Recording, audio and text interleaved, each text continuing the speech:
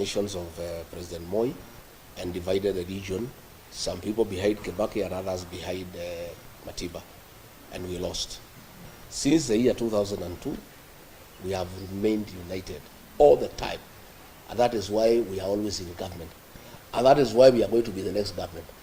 The mountain is one. In fact, we have even now, the Kamba people have come in as Mount Kenya South. The mountain is getting larger. Na tunataka hata nyinyi watu ya Mlima Elgon pia tuungane. You know, tukue watu moja so that we can make progress. You know? So those are people who are wishing that the mountain is divided so that they can manipulate us politically. I can assure you they will be sorry, they will be ashamed. The mountain will vote in one basket. To a man, 99% they'll vote in one basket. Hiyo ingine ati kugawanya, you can divide leaders.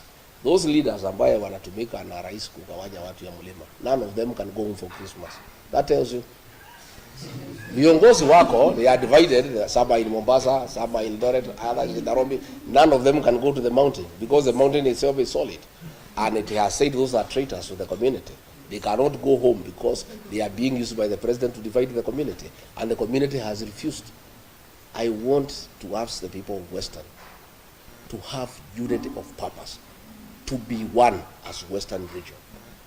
The 4 counties, plus your diaspora in Nairobi and Mombasa, talk as one, put together 5 million votes, and agree to come out on the voting day. And I can assure you, if you do that, you will be in government for eternity. You will never be out of government. But if you continue being divided, and you continue dealing with national matters through proxy, through a third party, where will you go as a region? And don't you have competent sons and daughters who can lead this region? Why do you need a third party to lead your community? You can just come directly to the national table as the Luya nation and bargain and negotiate your stake in whatever government that will be formed directly without going through a third party. Yes.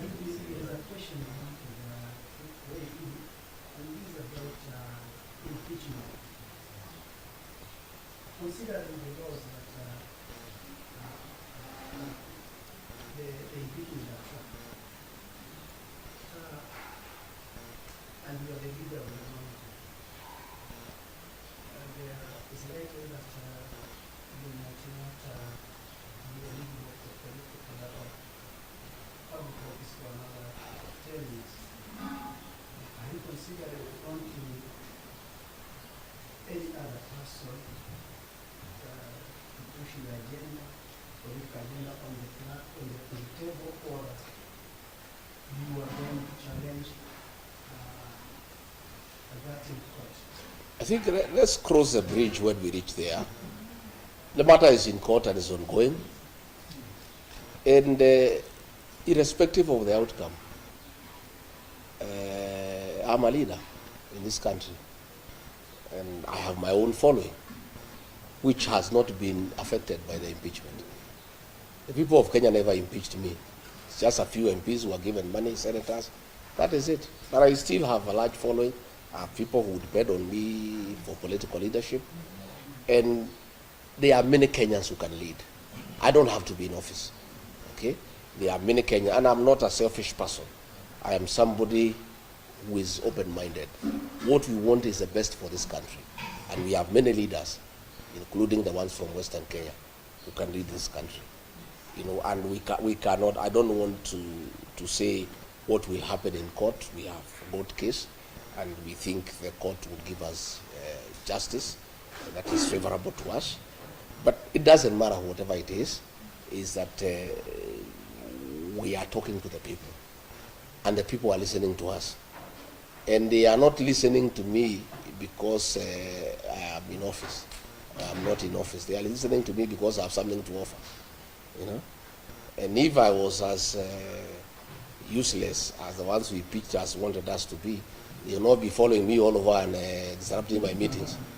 If you look at the newspapers and the social media, all the government people, they just talk about me every day, much more than they were even talking when I was in office, which means I have something to offer, and I have some significant contribution to make to the politics of this country. So we'll continue engaging. Excellency. Yeah. Yesterday we saw each other. What is your reaction? What happened? You know, we have a desperate regime that has lost favor with the people of Kenya. Desperate people do desperate things. A police officer threw tear gas at us. The meeting went on, and the people are dealt with by wananchi. You know, wananchi are protecting our meetings. Our wananchi will not allow that kind of nonsense anywhere. So the meeting still went on. Nothing stopped the meeting. These are just desperate people. They have nothing to offer the people of Kenya. There are so many questions, abductions, they cannot answer. Cost of living, they cannot answer. Poor economic management, they cannot answer. They are left to desperate acts of trying to stop our meetings. In fact, those acts of trying to stop our meetings make the people more agitated by the government, and they become very rebellious. So to us, it's neither here nor there.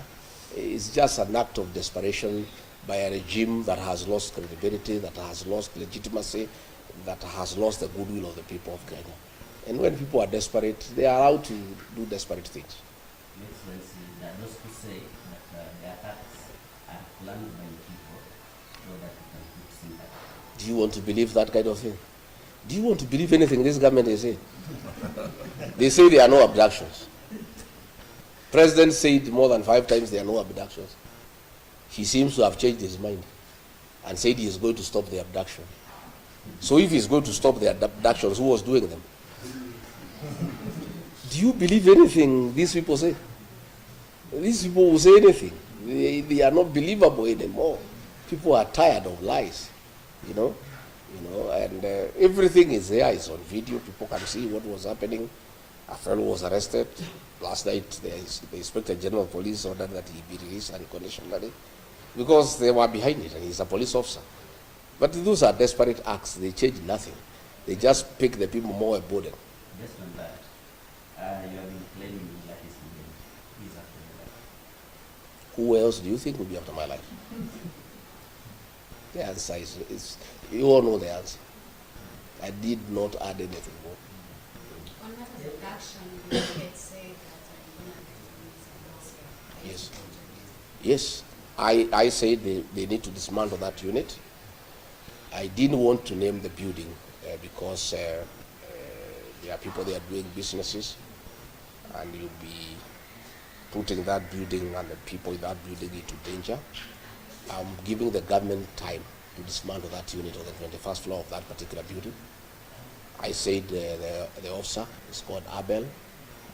He is a cousin to somebody very senior in this administration. The cousin now knows that we know him. So I have a feeling, I'm not sure, that the decision by the president to admit that the abductions and he'll stop them are quite informed by what I said, because we are getting nearer to the truth. So, but since the president spoke now, it's almost 64 hours. The people have not been released. We would like these young people to spend the new year with their families. So Mr. President, you said utakomesha, lakini hawa watoto bado hufika nyumbani. Order their release from wherever they are. Waende nyumbani, wakae na wazazi wao, washerekee mwaka mpya. You know, the parents are in anguish, they are in agony. Kusema utakomesha is not enough. You need to actually do it by having those young people released. And as I said, it doesn't matter how many people you abduct. It doesn't matter how many meetings you disrupt. Unless the president deal with the issues that have made the people of Kenya very angry, he's wasting his time. Even if you abduct the whole country, as long as those issues are outstanding, and they have everything to do with poor economic management, theft of public funds, corruption, state capture, and lack of respect for the people of Kenya. Hii kutukana watu wa Kenya, kusema wako na mapepo, calling them stupid, those are the issues that you have to deal with. Even if you abduct young people, it will not solve any problem. It will not. Maybe your Excellency, I was in a city, so maybe I have a question. You talked about abduction. and we see majority, many people who are lost confidence in this regime that you had before. And we try to put it here now that no one believes this guy. Today is the president saying, tell the parents, I'm going to stop abductions, but take responsibility for your children. Do you believe the way to stop So the president is speaking from both sides of the mouth. He needs to just address abductions. That is what is a work of government. How people bring up their children, I think the president leave parents to take care of their children the way they know. We don't want too much government into people's lives. The president even wants to tell parents how to bring up their children. I mean, surely, it's lack of respect for the people of Kenya. Nikosea watu heshima. Unataka kuniambia vile mimi nitalea mtoto yangu? Rais tumekuchagua utengeneze uchumi, sio kutuambia vile tutalea watoto. These children have no problem. They are just pointing out the ills in society. And let me ask the young people, let me take this opportunity when I'm here in Kakamega County to tell our children, the Gen Zs, the millennials, what you are doing is very good on social media. But it's not enough. These young people, because they have shown patriotism and commitment to liberate our country through the power of the online space, I want to plead with them to go a step further, to take IDs and register as voters. This young generation will sort out the political problems of this country once and for all in 2027. I want to appeal to them wherever they are, but they are doing a good job. But to complete what they are doing and to make it meaningful, we need regime change. And that will come through the ballot. Much as they are doing a very good job on social media, on the X space, much as they are doing very good on TikTok, that is only a certain percentage.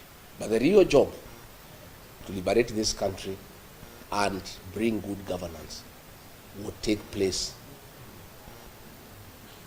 in August 2027.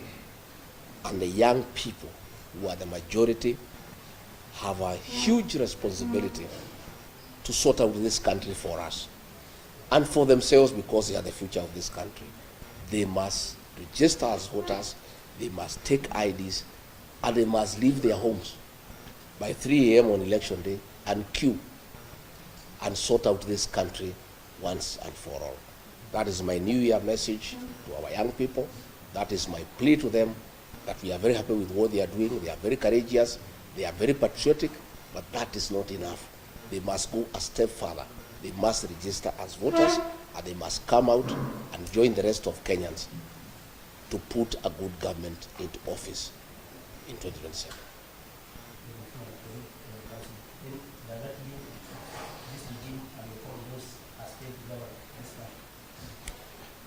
I think you have the answer. If you listen to the people of Kenya, it's an answer I don't need to tell you. You can hear what everybody is saying. Everybody is disappointed that all the promises that were given have turned out to be lies. And bad as it is to lie with those promises, we continue lying to the people more and more. You have seen the things that are going on in the health sector. You have seen the housing program. That housing program has nothing to do with houses for the people of Kenya. It's about business.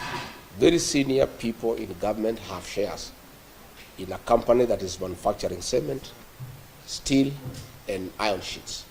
And that is why the government wants this housing program to go on. That is why there is a housing levy to get enough money so that the people in the housing department, they force the contractor to sign a subcontract for the supply of cement, steel, and iron sheets with a company where very senior people in this government have shares. That is why if you look at clinker was being imported and cement was retailing at 600 shillings. Because of conflict of interest, senior officials in this administration have shares in a company that is manufacturing clinker. And therefore, they stopped the importation of clinker and said clinker will be manufactured here locally. As a result, the price of cement shot from 600 to 900. That 300 shillings, people in government are having a part of it.